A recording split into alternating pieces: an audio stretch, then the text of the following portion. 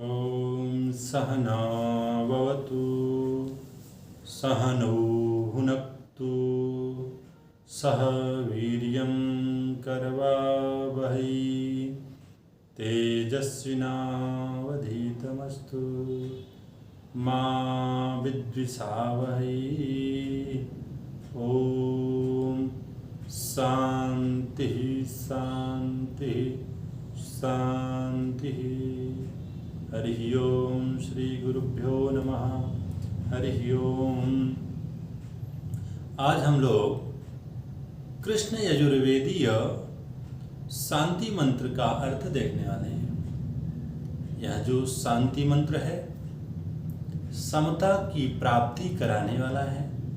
समता की प्राप्ति से कल्याण की प्राप्ति होती है, सुख की प्राप्ति होती है, सौहार्द की प्राप्ति होती है, प्रेम की प्राप्ति होती है, परम प्रेम तक पहुंचने के लिए एक मार्ग की प्राप्ति होती है, उस परम प्रेम तक पहुंचने की एक मार्ग की प्राप्ति होती है।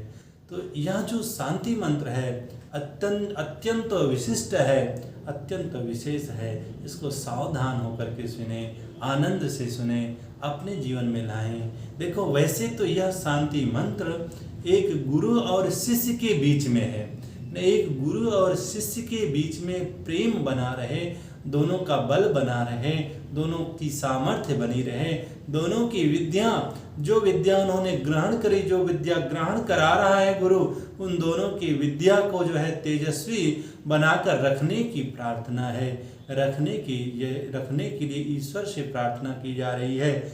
लेकिन हम लोग अगर इसका आलम्बन लेते हैं तो हमारे परिवार में भी, हमारे जो है समाज में भी, हमारे राष्ट्र में भी शांति, सौहार्द, प्रेम, प्रीति, समता, तुष्टि, पुष्टि, संतुष्टि बनी रहेगी। आइए प्रेम से इस मंत्र का अर्थ देखें। देखो इसकी प्रथम पंक्ति है सहनवतु। सहनवतु का अर्थ हुआ सहनौ अवतु। ऐसा संस्कृत में संधि के नियमों से पढ़ेंगे। अवतु का अर्थ होता है रक्षतु। हम दोनों की रक्षा हो। एक गुरु और शिष्य बैठ करके जो है तो यह प्रार्थना करते हैं ईश्वर से कि हे प्रभु जी, हम दोनों की, मेरी और मेरे शिष्य की आप रक्षा करो। कितनी सुंदर प्रार्थना। एक गुरु शिष्य के लिए और शिष्य गुरु के लिए प्रार्थना कर रहा है। सहनौ भुनक्तु, हे प्रभु हम भुनक्तु का अर्थ पालयतु, हम दोनों का पालन करो, हम दोनों की रक्षा करो, हम दोनों का पालन करो। पालन का अर्थ है पोषण करो, पुष्ट करो, मजबूती प्रदान करो। सर्वविध से पालन, जिस तरह से हमारा पालन हो, लालन हो, वह आप करो। हमारा माने हमारा और हमारे गुरु का। सहनौ भुनक्तु सह वीर्यम करवावहै, मुझे और मेरे गुरु को बल दो, सामर्थ्य दो, जिससे मैं आप तक पहुंच पाऊं, जिससे मैं इस समूचे संसार को आपका विग्रह मान करके इस समूचे संसार की सेवा कर पाऊं। सह वीर्यम करवावहै तेजस्विनावधीतमस्तु, और आपके बारे में जान पाऊं, इसके लिए जो मेरा अध्ययन किया हुआ है और मेरे शिष्य को मेरे द्वारा जो पढ़ाया गया है, दोनों तेजस्वी। क्योंकि गुरु का ज्ञान अगर तेजस्वी होगा तो शिष्य का उपकार होगा, शिष्य का ज्ञान तेजस्वी होगा तो गुरु को आह्लाद देगा, गुरु को प्रसन्नता देगा। तेजस्विनावधीतमस्तु मा विद्विषावहै। अनेकों बार ऐसी संभावनाएं देखी जाती हैं, गुरु और शिष्य के मध्य विवाद की स्थिति बन सकती है, तो वह विवाद की स्थिति जो है उत्पन्न ना हो, संवाद में हो, प्रश्नोत्तर की स्थिति तक ही रहे, दोनों में परस्पर प्रेम बना रहे। माँ विद्विषावहै, एक दूसरे से द्वेष ना हो। माँ विद्विषावहै, ऐसा वेद का आदेश है। ओम शांति शांति शांति।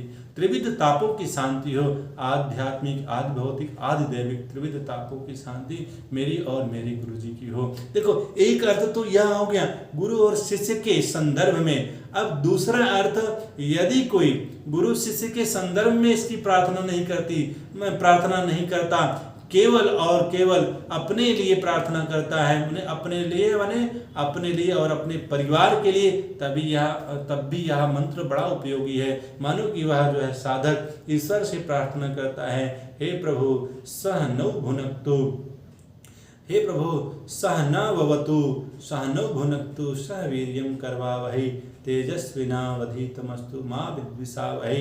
हे प्रभु, वह प्रार्थना इस तरह से कर सकता है अपने लिए और अपने परिवार के लिए कि हे प्रभु हमारे और हमारे परिवार की रक्षा हो, हमारी और हमारे समाज की रक्षा हो, हे प्रभु हमारे और हमारे परिवार का पालन हो, हे प्रभु हमारे और हमारे परिवार का बल बढ़ता रहे, सामर्थ्य बढ़ता रहे, हमारा परिवार सामर्थ्यवान बने, हम सामर्थ्यवान बने, मैं सामर्थ्यवान बनूं, मेरा परिवार सामर्थ्यवान बने, जिससे इस संसार की सेवा कर सके। मेरा और मेरे परिवार का ज्ञान जो है वो बना रहे, ज्ञान बना रहेगा तो प्रीति बनी रहेगी। कर्तुम अकर्तुम, करने में और अकरने में, करण और अकर्ण दोनों का जो है अगर ज्ञान बना रहेगा तो प्रेम बना रहेगा, और हमारे परिवार में परस्पर प्रेम हो, द्वेष न हो, मां विद्विषावहै। और हमारे परिवार की, मेरे परिवार की प्रभु जी त्रिविध ताप की शांति हो, आध्यात्मिक, आदि भौतिक, आदि दैविक ताप अर्थात दुख, त्रिविध दुखों की शांति हो, हे प्रभु ऐसी कामना है। ओम शांति शांति।